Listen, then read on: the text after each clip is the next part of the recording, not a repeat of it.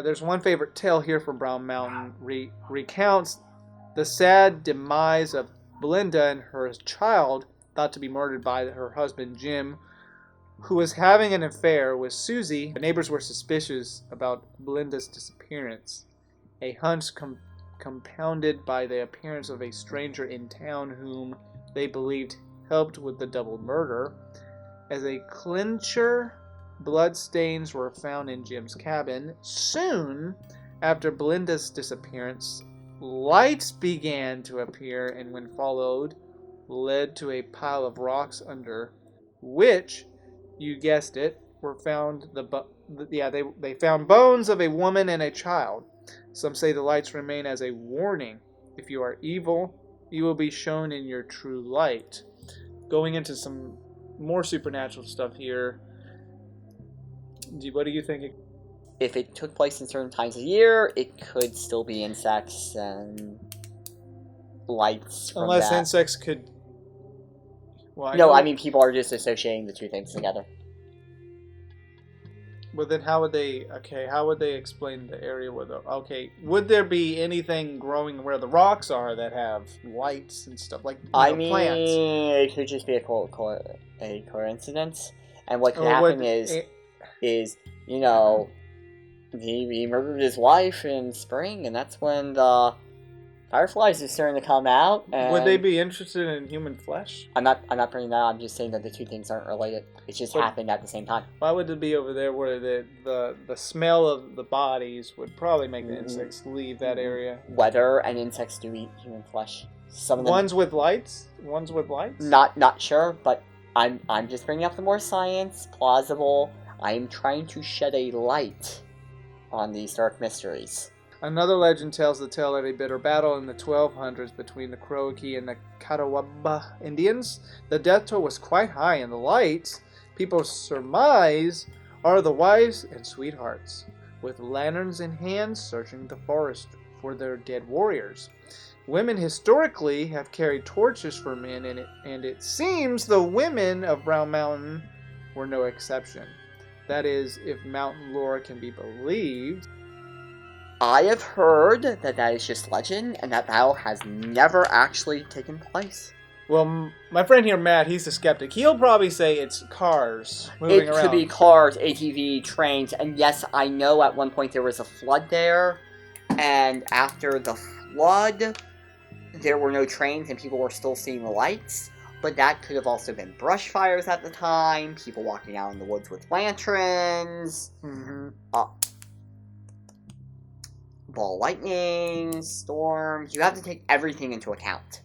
When I did research for this, I did get into a podcast that said that most likely there was no evidence that a battle like this took place. That was this big. It may have been a smaller battle, or it may have been a series of different battles.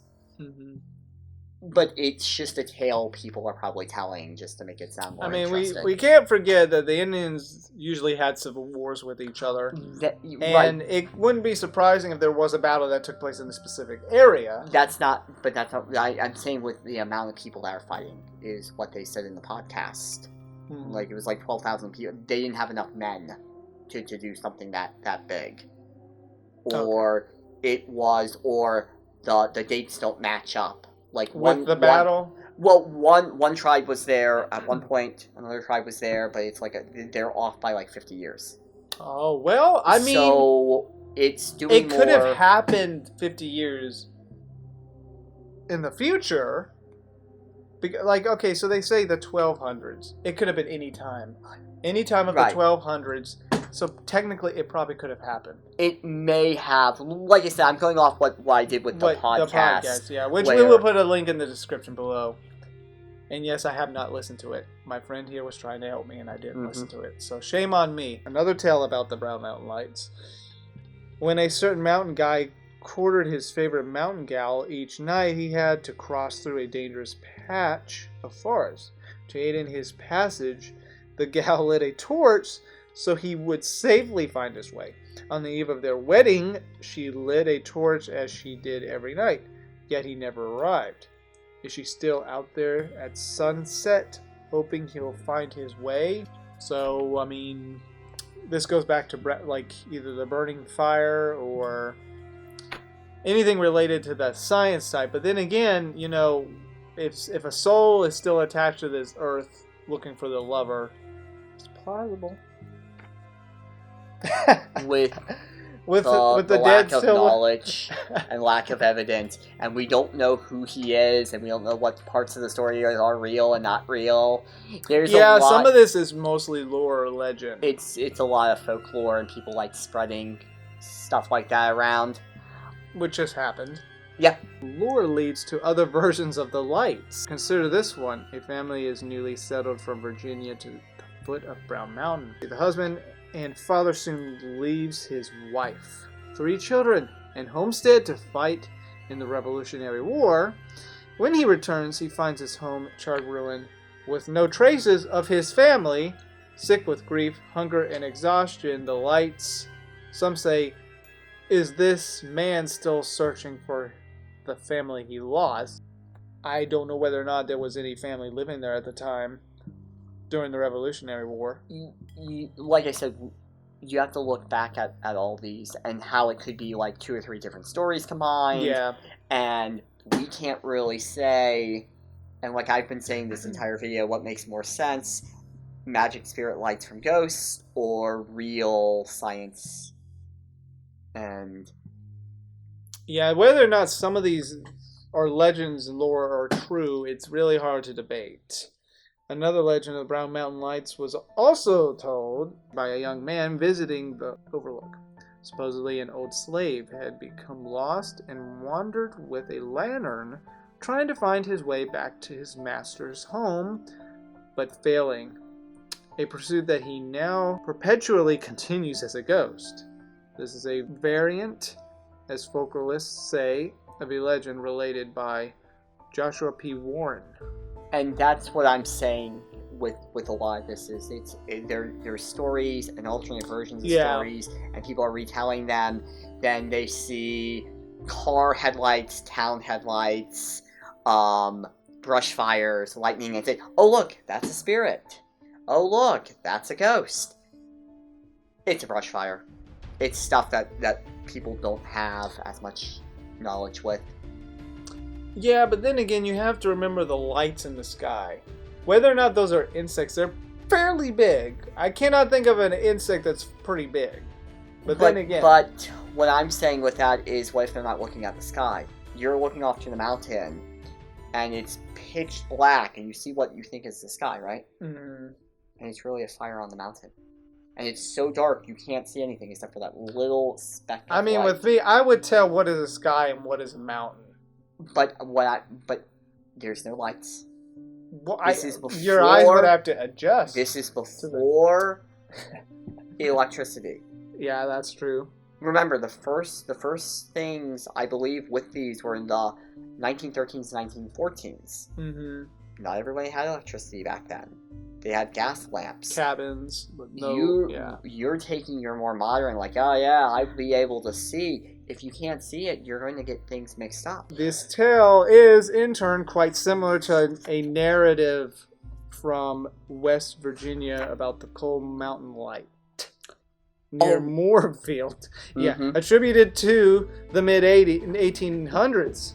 An important difference is that the hunter at Coal Mountain was not a man named Brown, but a landowner named Charles Jones. It is evident that the legend of the slave searching with a lantern is what folklorists term a migratory legend. Yeah. Oh, migratory. Yes, it moves around. There are also reports that's happened. This, and they have disproved some of these with being actual ATVs and traffics and stuff. I believe Joe Nichols helped with that. Joe Nichols? He did a lot of debunking of stuff. He also did tests with the Mothman and playing cardboard cutouts and having people drive past them and then describe what they saw.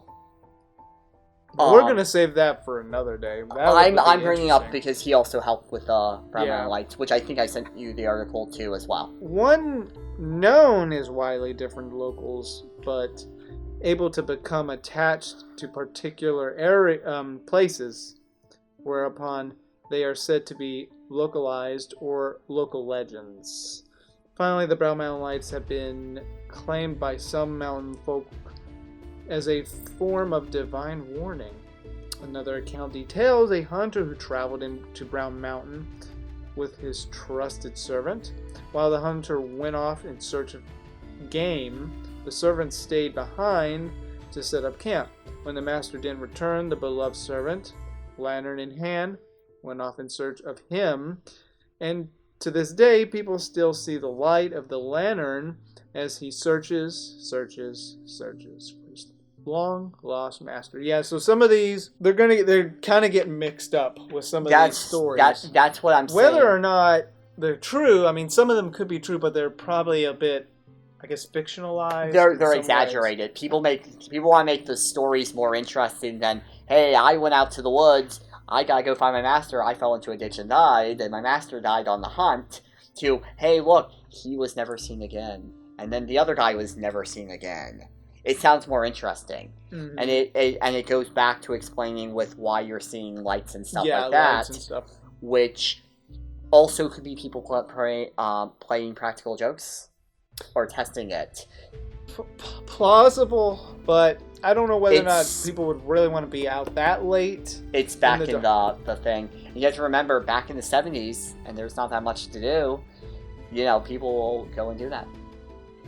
After 1960, UFOs and other paranormalities. Although legends mostly interpret the Brown Mountain Lights as ghosts, since about 1960 tales of UFOs, alien contact, and interdimensional beings. Oh yeah, I've heard of these. Have proliferated there, as well as of little people, fairies. Well, they would probably say that they're seeing fairies as probably bugs of lights. But with the UFOs and the international beings, why would they pick Brown Mountain specifically if they could go anywhere else? UFOs have been seen everywhere besides But I'm saying, Brown Mountain Lights. If you were an alien being or an interdimensional being, wouldn't you go somewhere where everybody could see you so you would get your knowledge out there? Maybe they don't want to be seen. But have you ever thought about that?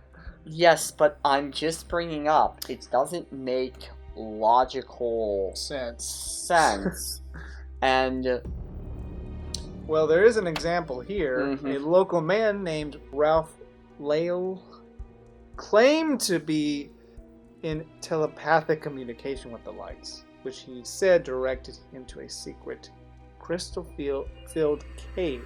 From there, he said, alien humanoids from a planet called Fuelum?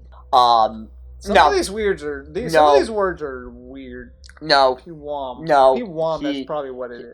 Give me the guy's name. I want to see something. I want to see if he has any. Because that is traditional. Like, I know people said that about a lot in the 60s and stuff. Oh yeah, I had telepathic communication. But no, that's not how that works. Kuan, I guess. That's technically the planet that this guy's saying they're from. Took him on space trips as they advised him how to save Earth.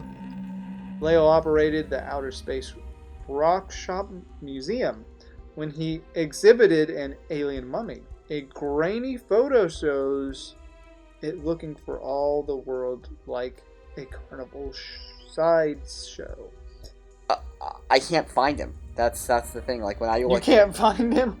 It's coming as like shirts and stuff. Oh well, they say here he died. Let's see. However, since Lale died, the whereabouts of the creature have become unknown. Present day, lore says seeing the lights while hooing your sweetheart will bring luck to love. The Burke County Chamber of Commerce, Morganton, North Carolina, has published the following. It's a classic curtain, custom of the Blue Ridge County, to drive your girlfriend out to see the Brown Mountain Lights, or to persuade your suitor to take you out to see them if you're a woman in love.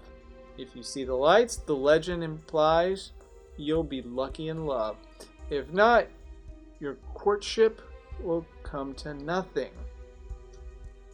Well, yeah. So some of these legends and lores, I have a bit of hard time believing, but I'm not gonna say I'm gonna debunk that there is That's something a Taurus there that some people are seeing. That's a Taurus gimmick. Bring your girlfriend here. Come, eat our dinner. Then go see the Brown Mountain Make Lights. all that money. Yeah.